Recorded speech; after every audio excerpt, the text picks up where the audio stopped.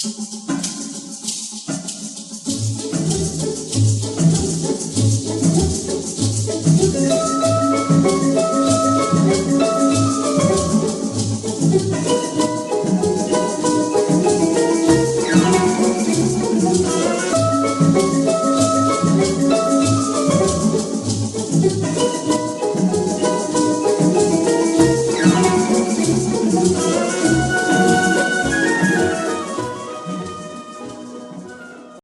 en el Mago Present os recomiendo mucha atención.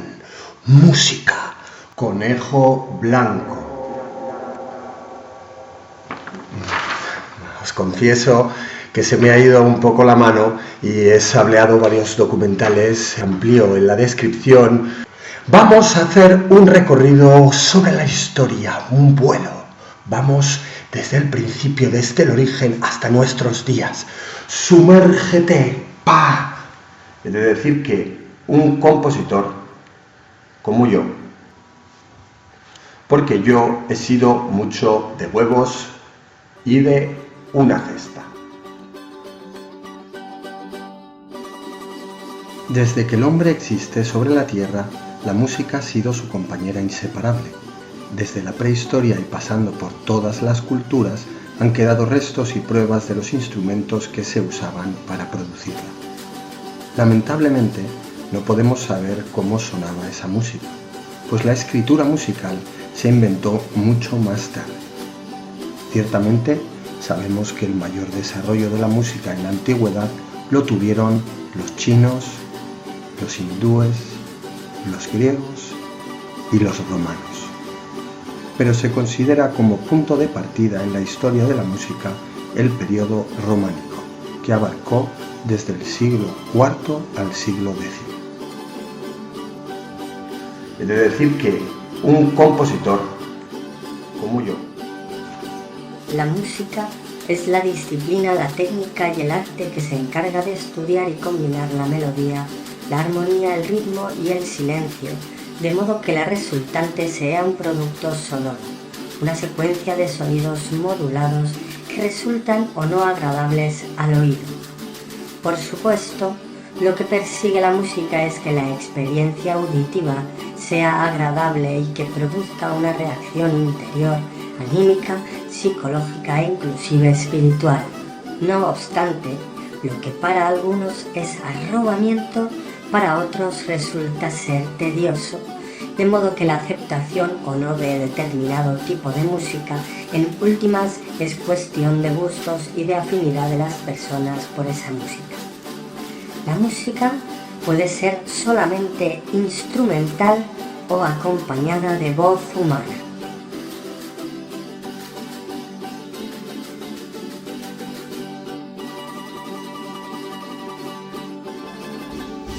Ahora te voy a dar mi definición.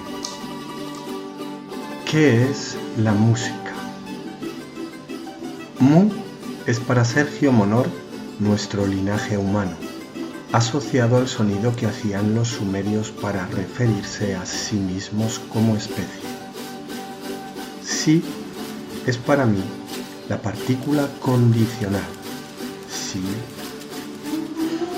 nuestro ser es el Ka, según Sergio Monor, de difícil equiparación, pero relacionado con nuestra alma. Así que Ka es un sonido cargado de significado desde antes de los sumerios. Nuestro lenguaje deriva de ellos. Y el Ka, está empapado en nuestro inconsciente colectivo. Así que música es justo esto, la expresión misma de nuestra humanidad, la expresión más original y apabullante que haya sobre la tierra.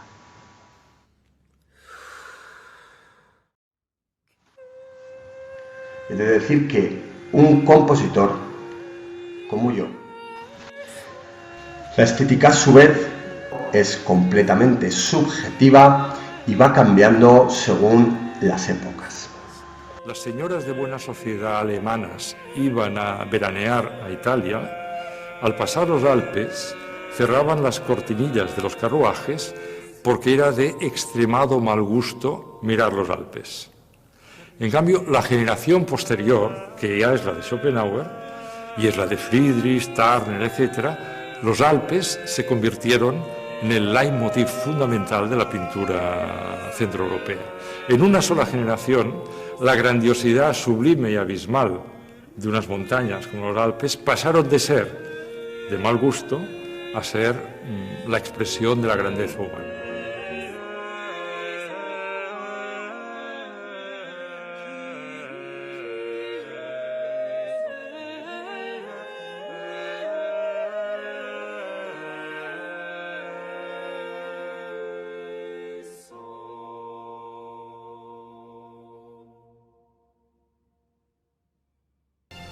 Esa ruptura de la jerarquía había ya sido preparada por la enciclopedia. La enciclopedia organizó el mundo por orden alfabético en lugar de estar organizado por orden divino-humano como lo había estado hasta entonces. Era una nueva organización del mundo, una nueva jerarquía o una nueva falta de jerarquía absolutamente sin precedentes en la historia, no de Europa, sino de todas las tradiciones.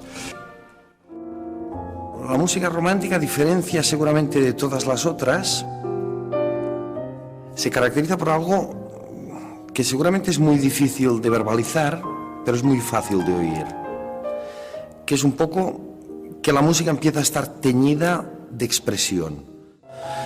Si hasta entonces la música era estrictamente una cuestión que ya es mucho técnica, musicológica, de armonía, de composición, si hasta entonces la música era algo que estaba más bien vinculado a la matemática y a la astronomía, ahora es imposible. Ahora la música pasa a ser casi como el género por excelencia de los sentimientos. Wagner los llevaría al límite con la creación de la obra de arte total. Óperas que representaban la unión de toda forma artística. Música, poesía, danza y teatro. La obra de arte total se creó solo para emocionar e inspirar. El Tristán es una obra que Nietzsche, nada menos, aprende al piano con 16 años y que descubre en el Tristán de Wagner casi la reencarnación del espíritu trágico de los griegos. En los 4 años de esta amistad descomunal que unirá a Nietzsche y a Wagner, que es quizás el punto de máxima confluencia en la historia europea entre filosofía y música, es un poco lo que hace característico del romanticismo, Tristán y Isolda, no es tanto, digamos, la historia argumental de dos amantes que no se encuentran y se mueren, sino un poco una ópera que consigue poner en escena todas las contradicciones de la vida. El día y la noche, la memoria y el olvido, el querer y el poder, el amar y el morir, el amor y la muerte, un poco todo, y todas juntas, y todas irresolubles.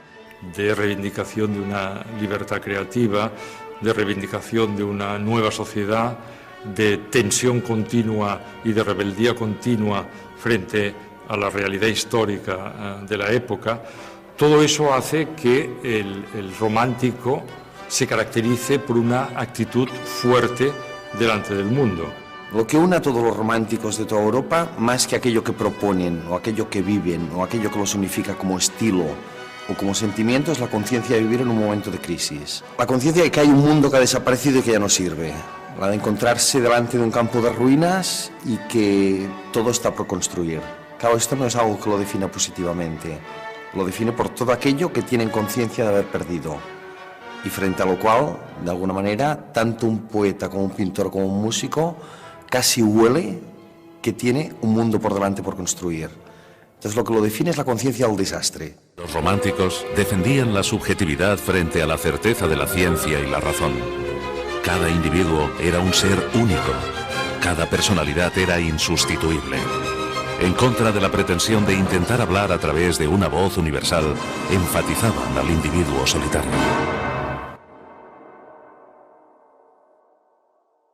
Goya y Turner pintaron un nuevo capítulo de la historia del arte al proyectar sus percepciones subjetivas en una visión borrosa del paisaje. Y con ello se convirtieron en los verdaderos fundadores de la pintura moderna.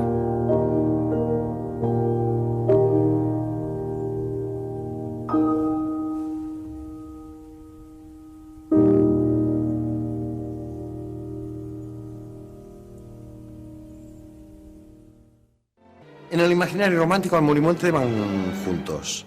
El amor lleva la semilla de la muerte y la muerte lleva en cierto modo el impulso del amor, porque si no es una muerte, digamos que inocua o banal, ¿no? Son dos de las parejas antes pensadas como separadas, antes pensadas como jerárquicas, casi con la necesidad de que una se imponga a la otra, y que el romanticismo, y de ahí la tragedia, en el sentido propio de trágico, permite pensar como juntas. Pero que en cierto modo yo también creo que es una de las grandes aportaciones del romanticismo, la idea de que la cultura no es un territorio ornamental, sino que es un territorio que modifica la vida, y es un territorio que tiene ambición política de modificar la realidad, ¿no? Yo creo que esto, aunque no se ha verbalizado en estas palabras, pero que es algo que tiene que ver con las creaciones más interesantes que se producen hoy. Que han presidido gran parte de lo que hemos denominado modernidad, para bien y para mal, porque por un lado ha dado lugar a una luz de creatividad, pero por otro lado también es verdad que el arte muchas veces ha caído en un cierto solipsismo, en un cierto egocentrismo y le ha separado de la sociedad. Casi todos los lujos y muchas de las llamadas comodidades de la vida no solo no son indispensables, sino que son auténticos obstáculos para la elevación de la humanidad. En esta época de consumo ostentoso, en la que prolifera una cultura de collage, una cultura de pastiche, y en la que hay una falta de conexión con el pasado, es importante redescubrir el extraordinario legado del romanticismo. Era una nueva organización del mundo, una nueva jerarquía o una nueva falta de jerarquía absolutamente sin precedentes en la historia, no de Europa, sino de todas las tradiciones. Y eso fue una gran conmoción que, en cierto modo, alimentó las conmociones del siglo XIX y después del siglo XX. Nos hizo más libres que nunca en idea, pero también nos hizo y nos ha hecho más huérfanos de referentes que nunca. Universalización del sentimiento. Lo que aquí llama la atención, ante todo, es esta equiparación del hálito divino con la bufonada, o por lo tanto con lo cómico.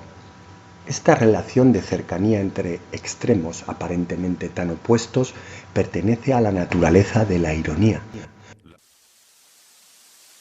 La búsqueda de un lugar lejos de las asfixiantes convenciones de la vida urbana es un tema recurrente en la actualidad. Road movies como Easy Rider, París, Texas o Thelma y Louise sugieren un viaje físico hacia un destino y un viaje interior que nunca se completa.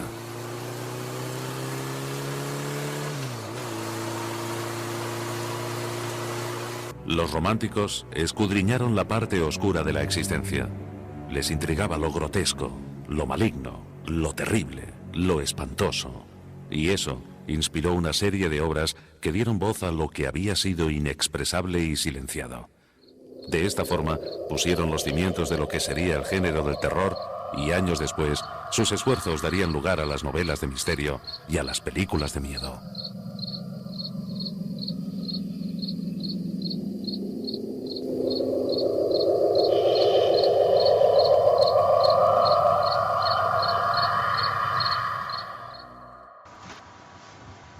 Es decir, que un compositor como yo, que siempre hay una parte en el trabajo, inclusive si te gusta, que es mecánica o puramente de curro, como vulgarmente podríamos decir.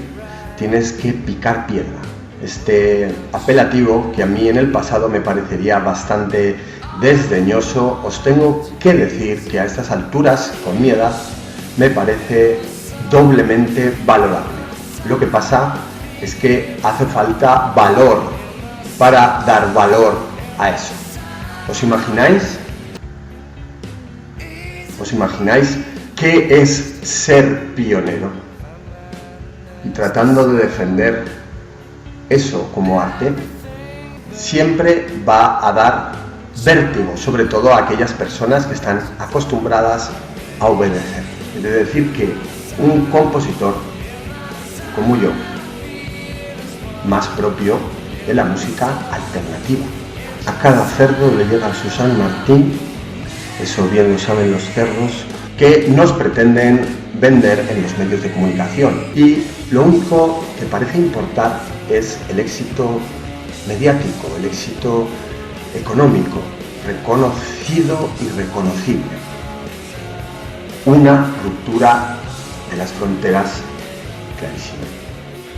El Instituto Tavistock nace bajo el nombre de Clínica Tavistock en Londres en 1920. En 1947 la Clínica Tavistock se convertiría en el Tavistock Institute of Human Relations gracias a la inversión privada de la Fundación Rockefeller. Así, Tavistock dejó de depender de un departamento estatal para convertirse en una organización autofinanciada que respondía ante la familia Rockefeller.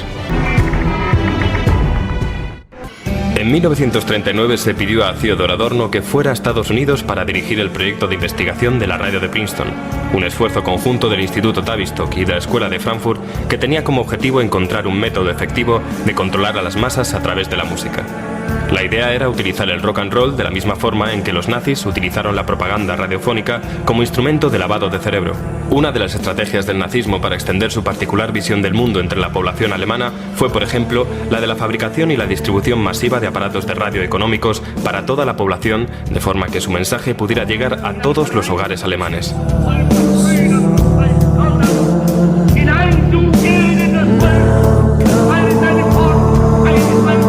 Casi simultáneamente, la firma farmacológica suiza Sandoz AG desarrollaba la dietilamida de ácido lisérgico, o LSD, que inspiró la creación en 1953 del programa conocido como MK Ultra por parte de la CIA.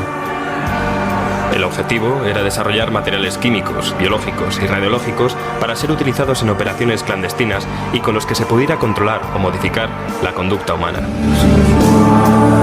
La CIA creía que el LSD ofrecía la posibilidad de un acceso total a la mente del sujeto y que esto permitía borrar ciertos recuerdos y sustituirlos por información concreta. En los primeros ensayos se administró LSD a los funcionarios de la propia CIA con el objetivo de estudiar sus reacciones como si fueran ratas de laboratorio, lo cual desembocó en varias muertes y que el gobierno estadounidense tuviera que pagar millones en perjuicios a las familias de las víctimas. A pesar de ello, los culpables nunca fueron procesados y todos los archivos del programa de pruebas con drogas de la CIA fueron destruidos por orden del director del MK Ultra. Es durante semanas para después recibir severos tratamientos de electroshock.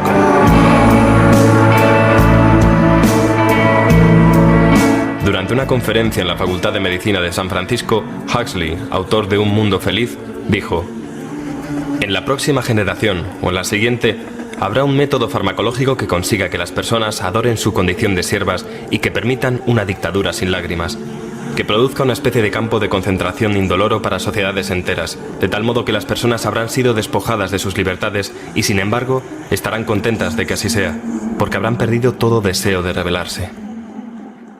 Huxley no se equivocaba. Los estudios con drogas dieron sus frutos y su aplicación real dio origen a lo que se conoció como la contracultura del LSD en los años 60 y que fue acompañada de una revolución de estudiantes que también estaba financiada por la CIA con 25 millones de dólares. Miles de estudiantes universitarios fueron utilizados como conejillos de India sin saberlo.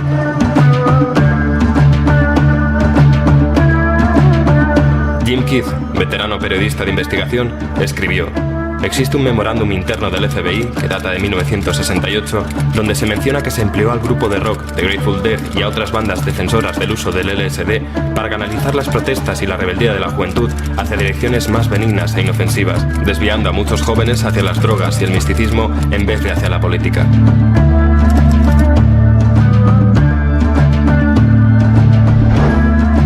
Michael Minicino explica este fenómeno en el ejemplar del invierno de 1992 de la revista Fidelio diciendo: "Los alucinógenos tienen el singular efecto de convertir a la víctima en un ser asocial, totalmente centrado en sí mismo y preocupado por los objetos".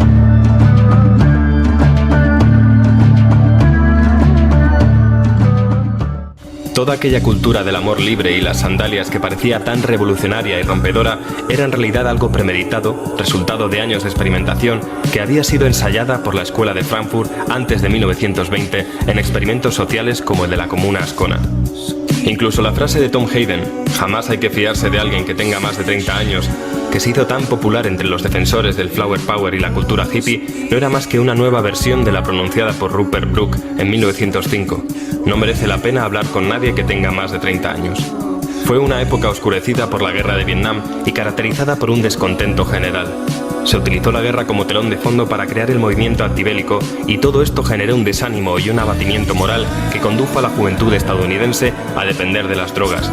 Es decir, la desilusión provocada por la guerra convirtió a quienes protestaban en presas fáciles para aquellos que proponían manipularlos a través de la cultura del LSD.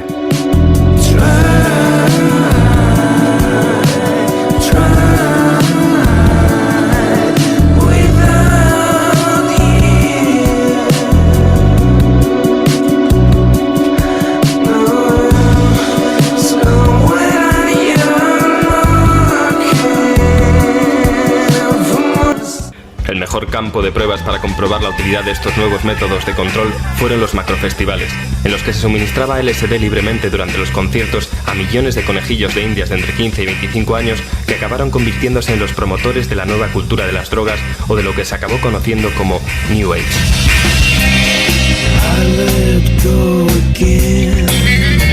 El primero de estos festivales se celebró en 1967 bajo el nombre del Festival Anual e Internacional de Pop de Monterrey y reunió a más de 200.000 jóvenes en el Parque de Atracciones del Condado de Monterrey, en el norte de California, durante 3 días.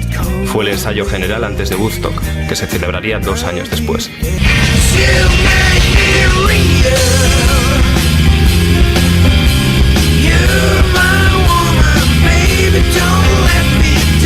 En este tipo de eventos, las víctimas estaban aisladas y prácticamente incomunicadas, rodeadas de inmundicia y eran atiborradas de drogas psicodélicas y mantenidas despiertas durante días, todo con la plena complicidad del FBI y de altos cargos del gobierno.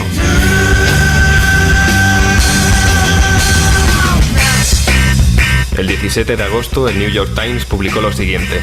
Esta noche un empleado del festival ha hecho una advertencia sobre el ácido mal fabricado que se estaba distribuyendo. Ha dicho: Now, people have been saying that some of the acid is poison. It's not poison. It's just bad acid. It's manufactured poorly. So anybody that thinks they've taken some poison, forget it. And if you feel like experimenting, only take half a tab, okay? Aquel consejo de tomar solo media tableta, que recibieron casi medio millón de personas, lo dio nada menos que Wavy Gravy, un agente de MK Ultra.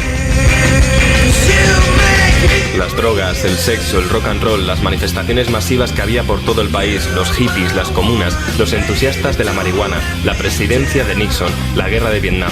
Todo estaba desgarrando el tejido de la sociedad estadounidense. El mundo antiguo y el nuevo colisionaban frontalmente sin que los hijos de las flores supieran que todo formaba parte de un plan secreto, social y oculto diseñado por algunas de las mentes más diabólicas del mundo.